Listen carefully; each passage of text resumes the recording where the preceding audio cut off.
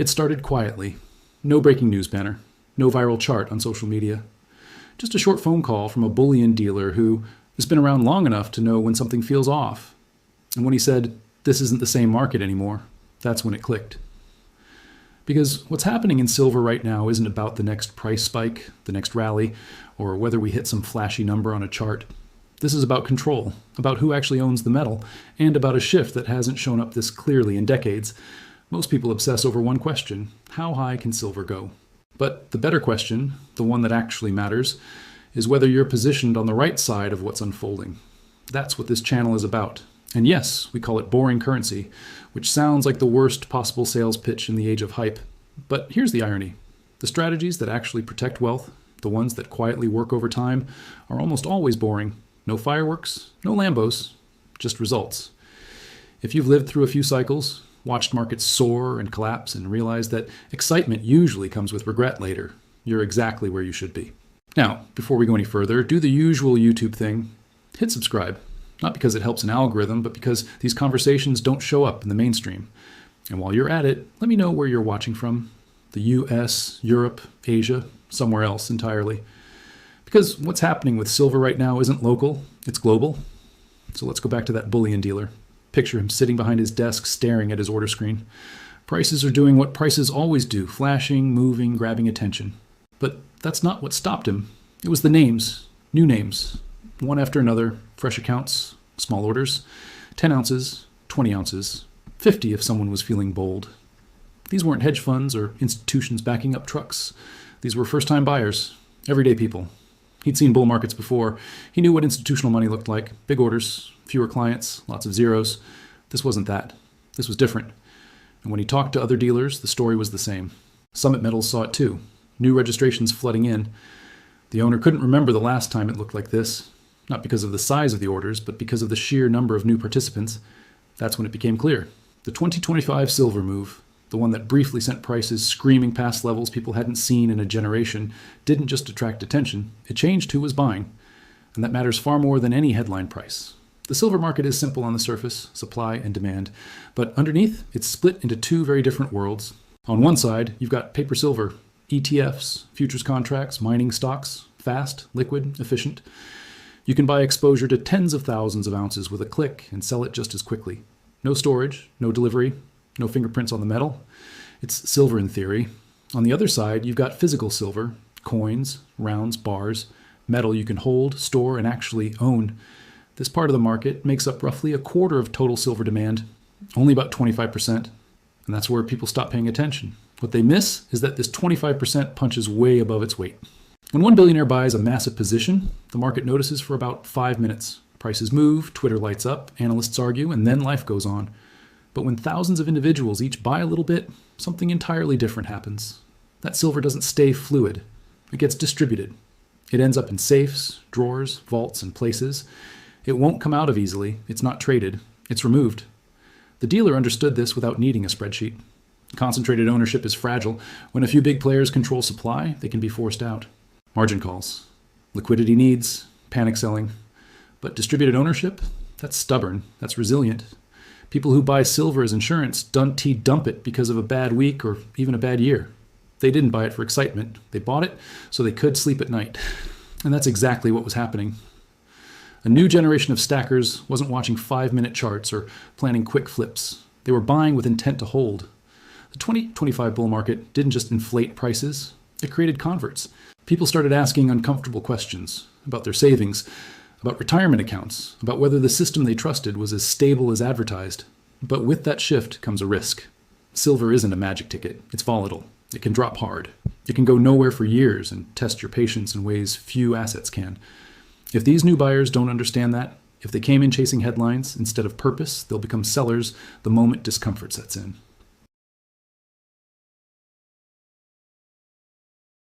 It was the people, but only if they stayed educated and grounded. Here's a truth most never learn. Prices tell you what just happened. Behavior tells you what's coming. Picture 2 rooms. In the first, a trader sits in front of a wall of monitors, charts everywhere, numbers flying. With one click, he controls 10,000 ounces of silver. No metal, no storage, just exposure. He's in for the move and out just as fast. This room runs on speed and leverage, and the goal is profit. In the second room, someone opens a package. Inside are 20 silver coins. She holds one, feels the weight, maybe smiles a little, then locks them away. She doesn't refresh the price every hour. She's not planning an exit strategy. This silver isn't a trade, it's insurance. Against inflation, against policy mistakes, against the unknown. These two rooms represent two philosophies. And here's what analysts consistently underestimate. The real power isn't in the first room, because silver there can disappear instantly. A margin call, a fund rebalance, a change in sentiment, and it's gone. But the silver in the second room, that's removed from circulation for years, sometimes generations. Now multiply that second room by tens of thousands of people. Suddenly, the available supply shrinks in the real world, not just on paper. Industrial users still need silver. Technology still consumes it. Manufacturers don't get a break just because retail investors decided to stack. Less supply, same demand. That's not theory, that's math. This is the shift the dealer saw. A movement away from speculation and toward preservation.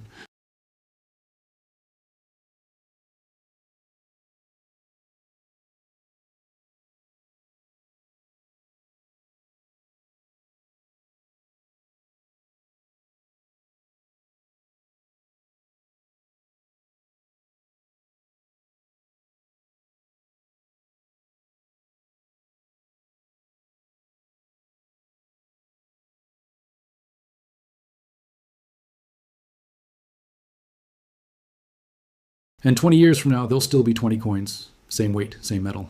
No updates required. That's not exciting. It's boring. And that might be the most powerful part of all.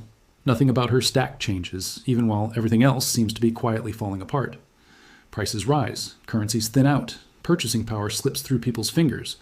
But the silver itself just sits there, unmoved, indifferent. That's the appeal. But it comes with a requirement that most market participants struggle with: patience. And not the motivational poster kind of patience, the uncomfortable kind. Silver is not polite. It doesn't move in straight lines or reward optimism on a schedule. It can jump 40% in a matter of months, and then, almost out of spite, give back 30% before anyone has time to feel clever. It can drift sideways for years, doing absolutely nothing except testing whether you actually believed what you said when you bought it. Weak hands don't survive that environment. They rarely ever have.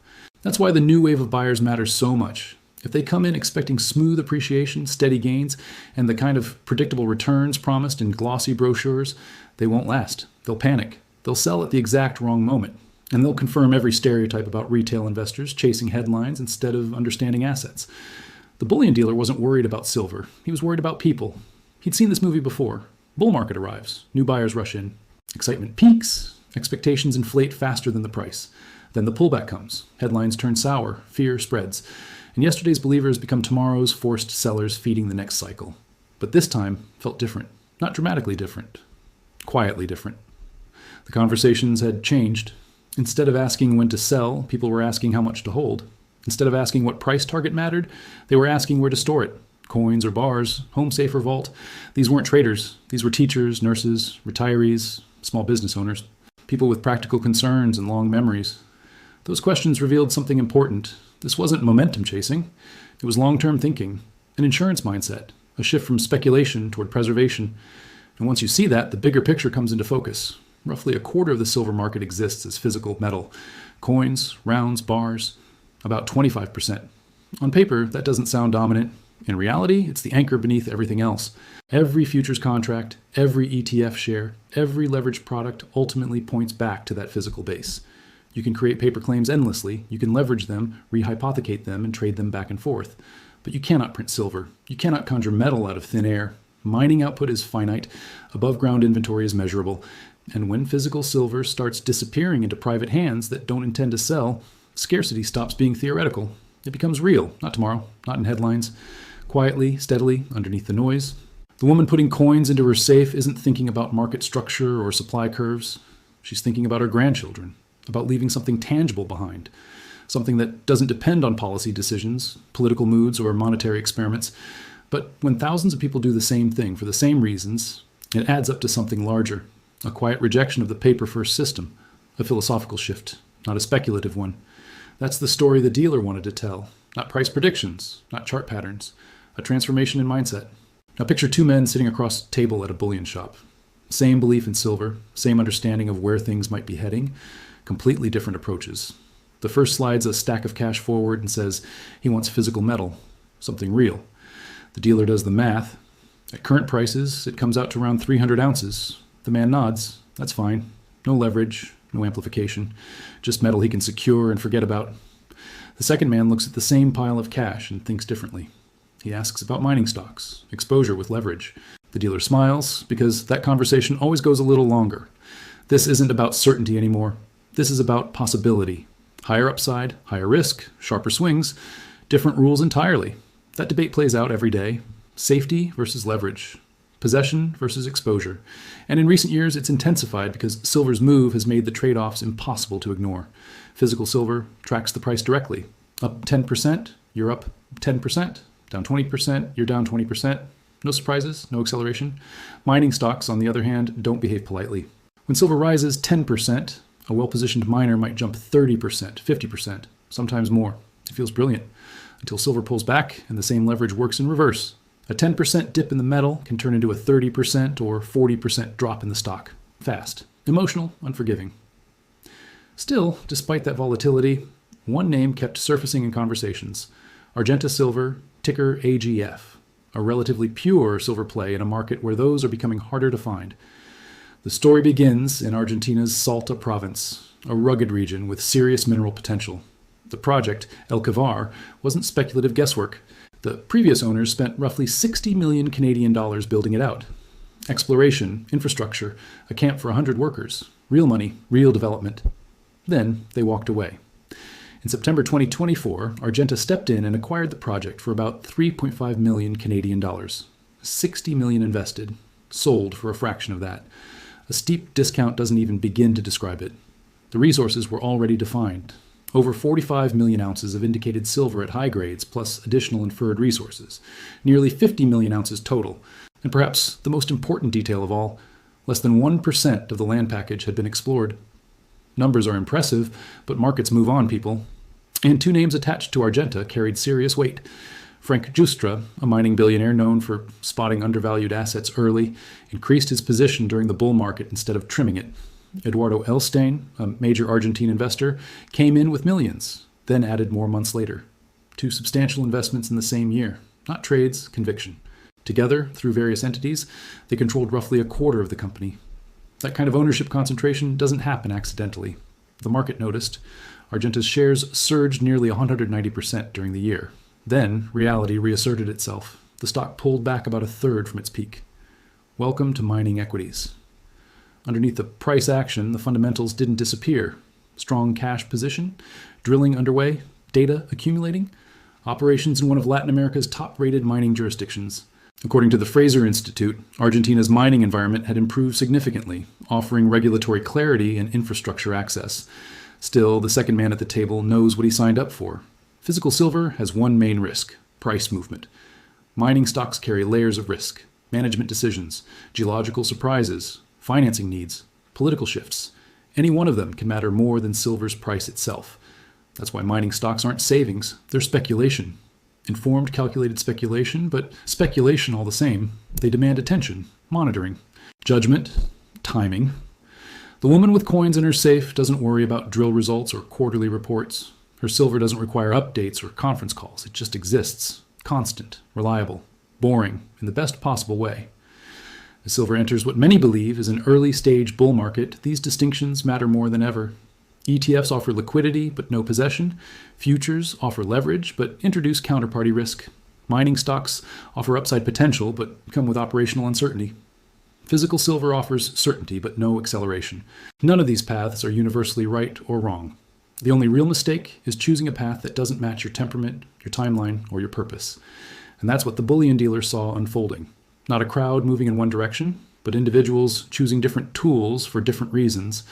The smartest among them didn't choose just one. They layered their approach, some physical for security, some equities for leverage, some cash for flexibility, diversification inside diversification.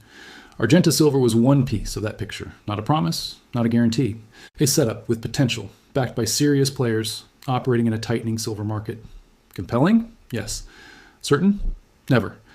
And understanding that difference might be the most valuable insight of all. Every conversation at the counter ended the same way. The dealer didn't sugarcoat it. He didn't hype, he didn't pitch, He simply said, do your homework. Every time, research the company, understand what you're buying. And above all, don't put money into mining stocks that you'd need in an emergency. Because mining stocks are not savings. They are not a rainy day fund. They are not the place you park money you can't afford to see fluctuate wildly. They are speculation. Plain and simple. Speculation on a company executing well in a jurisdiction that behaves during a commodity cycle that stays favorable. Two big variables, both of which need to cooperate.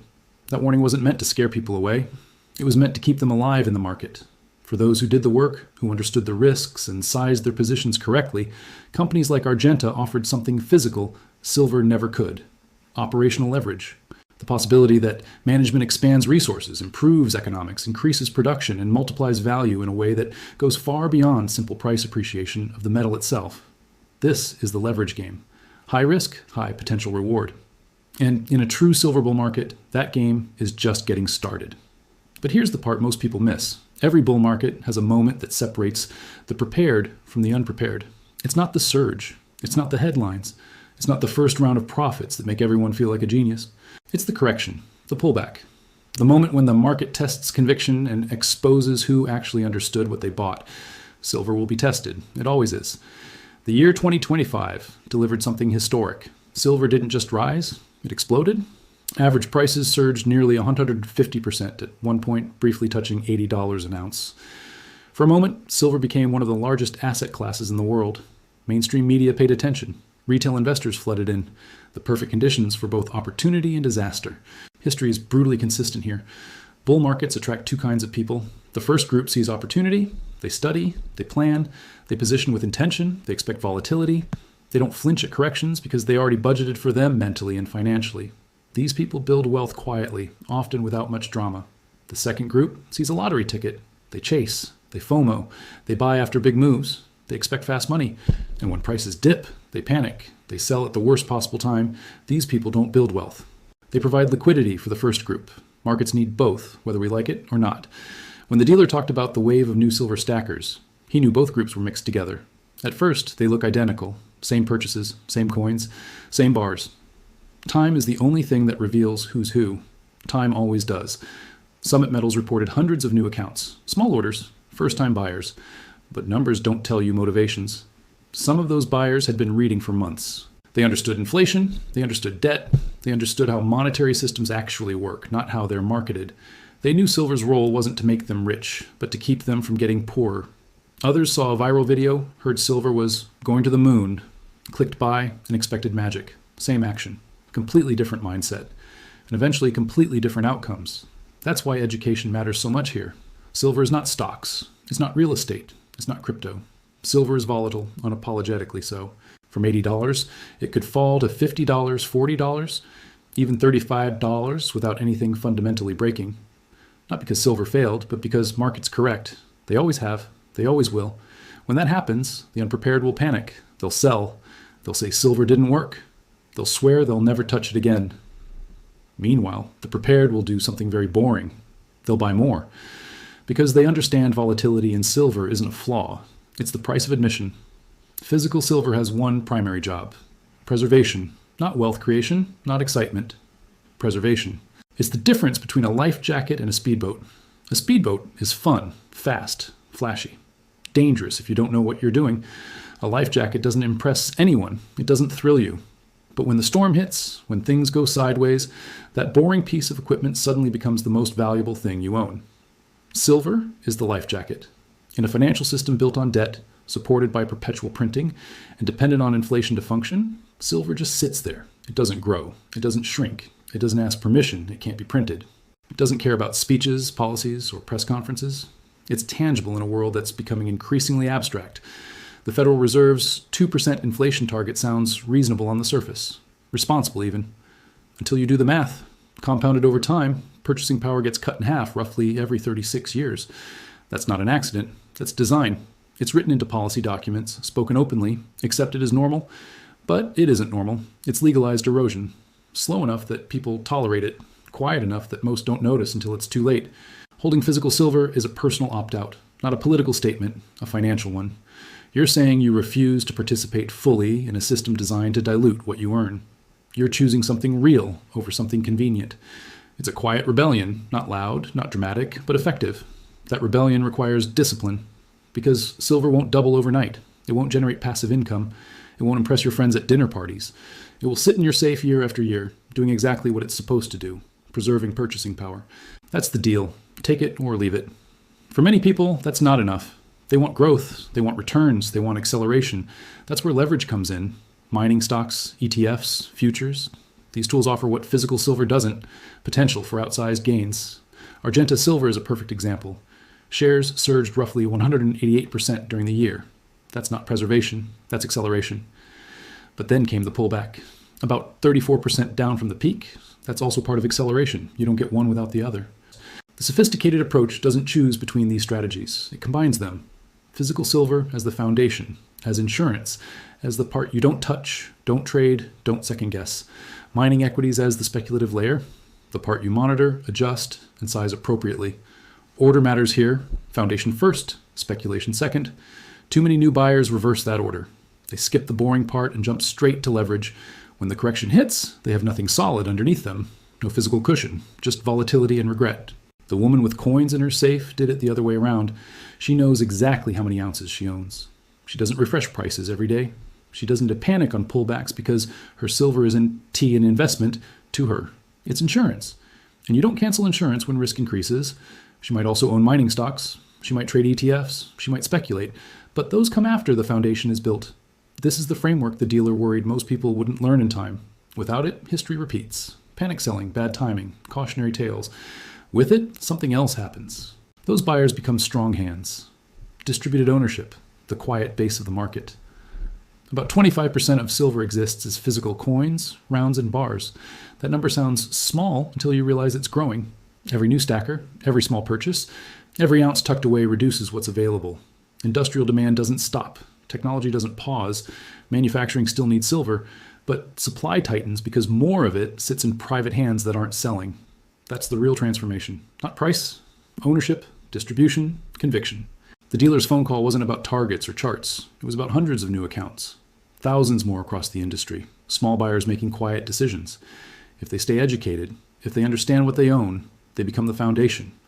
And foundations matter. Everything else rests on them. Paper contracts, ETFs, mining stocks, futures. All of it ultimately depends on physical reality. Actual metal, tangible supply. Silver's path forward is unknowable. It might hit $100. It might pull back hard. It might go nowhere for a while. No one knows. What we do know is this: debt keeps growing. Printing continues. Inflation erodes. Trust thins. In that environment, something real still matters. The woman with coins doesn't care about next month's price. She's not trading. She's preserving. For family, for emergencies, for an uncertain future. That mindset is the real story. Not hype, not headlines. A quiet revolution happening one safe at a time. That's what the dealer saw. That's the news. And that's what matters most.